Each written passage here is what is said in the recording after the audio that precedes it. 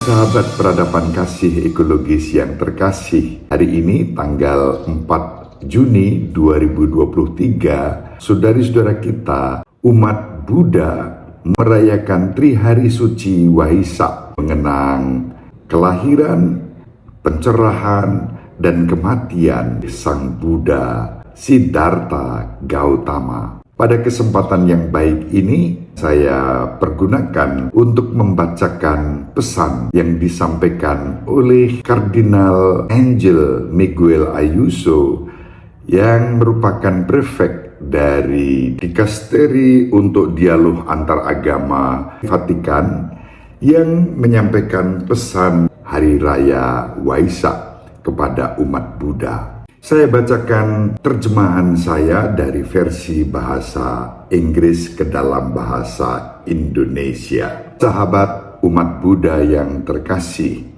Dikasteri ini sebelumnya dikenal sebagai Dewan Kepausan untuk Dialog Antar Agama, mengirimkan salam hangatnya kepada saudari-saudara pada kesempatan Hari Raya Waisak, waktu perayaan di mana Anda merayakan kelahiran, pencerahan, dan kematian Sang Buddha Gautama.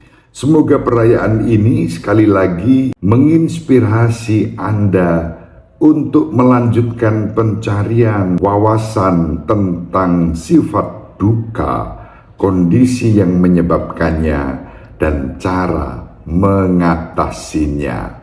Hidup memiliki andil dalam penderitaan dan luka, dan perayaan dapat memberikan jarak yang diperlukan dari rutinitas kita sehari-hari untuk mendekatinya dengan wawasan yang diperbaharui. Meningkatnya komunikasi di dunia global saat ini telah menyadarkan kita bahwa masalah yang kita hadapi tidaklah terisolasi. Itu adalah hasil dari ketegangan dan kejahatan yang melibatkan seluruh umat manusia. Banyak luka yang menimpa dunia, kemiskinan, diskriminasi, dan kekerasan, ketidakpedulian terhadap orang miskin, perbudakan akibat model pembangunan yang gagal menghargai pribadi manusia dan alam, kebencian yang dimotivasi dan didorong oleh ekstremisme agama dan nasionalistik, dan yang terpenting, sikap putus asa terhadap kehidupan yang diekspresikan melalui berbagai jenis kecemasan dan kecanduan. Semua kenyataan ini dengan menyakitkan mengungkap kerentanan kita bersama.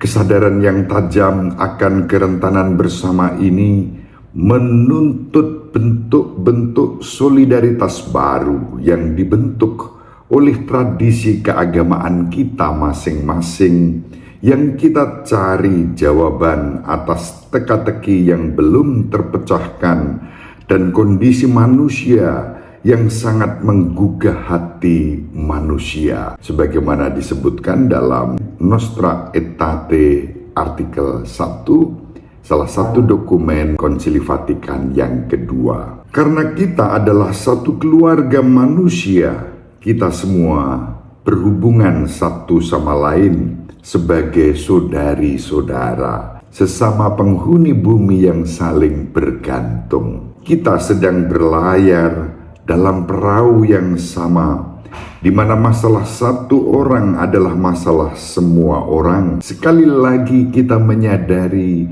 bahwa tidak seorang pun diselamatkan sendirian. Kita hanya dapat diselamatkan bersama-sama. Itulah yang disampaikan oleh Paus Fransiskus dalam ensiklik Fratelli Tutti artikel 32. Inilah mengapa kami menganggap tepat untuk mengingat potensi tradisi agama kita masing-masing untuk menawarkan pengobatan yang mampu menyembuhkan luka-luka pedih kita dan luka keluarga kita bangsa kita, dan bumi kita. Sahabat-sahabat umat Buddha yang terkasih, Anda menawarkan penyembuhan ketika Anda mewujudkan karuna welas asih terhadap semua makhluk yang diajarkan oleh Sang Buddha dalam Sutta Nipata nomor 1.8, dalam Sutta Nipata nomor 2.4. Atau ketika Anda bertindak tanpa pamrih seperti yang dilakukan Bodhisattva yang meninggalkan nirwana dan tetap di dunia untuk bekerja, untuk meringankan penderitaan semua makhluk sampai pembebasan mereka. Sang Buddha menggambarkan seseorang yang sepenuhnya ditransformasikan oleh karunia. Ia berdiam dengan pikiran disertai welas asih, meliputi satu arah, juga arah kedua, juga arah ketiga, juga arah keempat. Demikianlah di atas, bawah, sekeliling, di mana-mana, mengidentifikasikan dirinya dengan semua. Ia berdiam, meliputi dunia semua makhluk dengan pikiran yang disertai welas asih, luas, luhur, tidak terbatas, tanpa permusuhan, tanpa niat buruk. Itulah yang dinyatakan dalam Abhidhamma Pitaka Vibhanga nomor B. Mereka yang berdiam dengan pikiran disertai welas asih menawarkan penangkal krisis global yang telah kami sebutkan, menawarkan welas asih menyeluruh sebagai tanggapan atas kejahatan yang tersebar luas dan saling berhubungan. Demikian pula bagi orang Kristen, tidak ada obat yang lebih efektif daripada agape, cinta tanpa pamrih, warisan agung yang ditinggalkan Yesus kepada para pengikutnya. Yesus memberi para muridnya karunia kasih ilahi, agape, dan mengajar mereka untuk saling mengasihi. Seperti misalnya disebut dalam Injil Yohanes bab 15 ayat 13. Dia memberi contoh tentang seorang pria yang keluar dari jalannya untuk merawat orang asing, musuh bangsanya, yang telah menjadi korban perampok. Seorang Samaria, ketika dia melakukan perjalanan datang ke tempatnya, dan ketika dia melihat orang itu, dia memiliki belas kasihan dan pergi kepadanya dan membalut lukanya, menuangkan minyak dan anggur. Kemudian dia menempatkannya di atas binatang tunggangannya sendiri dan membawanya ke penginapan dan merawatnya.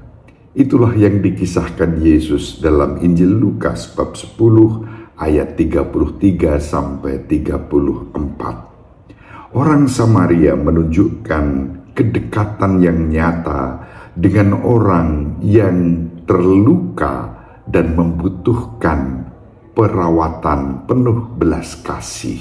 Saya ingin mengulangi seruan Paus Fransiskus untuk melayani orang lain dengan kasih sayang, untuk mencintai secara konkret, bukan abstrak, dengan cinta yang adalah rahmat, kemurahan hati, keinginan untuk mendekat, cinta yang tidak ragu untuk menawarkan dirinya dalam pengorbanan untuk yang terkasih. Amal cinta adalah berbagi dengan orang yang kita cintai dalam segala hal. Cinta membuat kita serupa, menciptakan kesetaraan, meruntuhkan tembok dan menghilangkan jarak. Pesan Prapaskah tahun 2014. Demikian pula penekanan Sang Buddha pada pelatihan hati sangat berharga saat kita maju bersama dalam usaha kita untuk membawa penyembuhan. Kembangkan meditasi tentang welas asih, karena ketika Anda mengembangkan meditasi tentang welas asih, kekejaman apapun akan ditinggalkan. Itulah yang disampaikan dalam Maharahula Wahada Sutta MN 62. Semoga kita semua berjuang untuk hidup dengan cinta dan kasih sayang yang lebih besar dan bekerja sama untuk membangun dunia yang lebih adil, damai, dan bersatu. Semoga Anda memancarkan cinta tanpa batas ke seluruh dunia, ke atas, ke bawah, dan ke seberang, tanpa hambatan, tanpa niat buruk, tanpa permusuhan, seperti disebut dalam Karania Metta Sutta SN 1.8. Dan semoga Anda semua sahabat-sahabat umat Buddha yang terkasih dimanapun berada, menikmati berkah yang melimpah, bergembira berkontribusi pada penyembuhan luka masyarakat dan bumi rumah kita bersama. Dari Vatikan, tertanggal 16 April 2023, Prefek Dikasteri Dialog Antar Agama Miguel Angel Kardinal Ayuso Guiso MCCG dan Sekretaris Monsinyur Indunil Janakaratne Kodituwaku Kankanama lagi. Demikian pesan untuk saudari-saudara para sahabat umat beragama Buddha yang sedang merayakan Hari Raya Trihari Suci Waisak di tahun 2023. Semoga bermanfaat. Sadu, sadu, sadu. Namo Buddhaya. Semoga segala makhluk berbahagia. Sahabat peradaban kasih yang terkasih, sampai jumpa pada episode berikutnya. Terima kasih atas kebersamaan kita.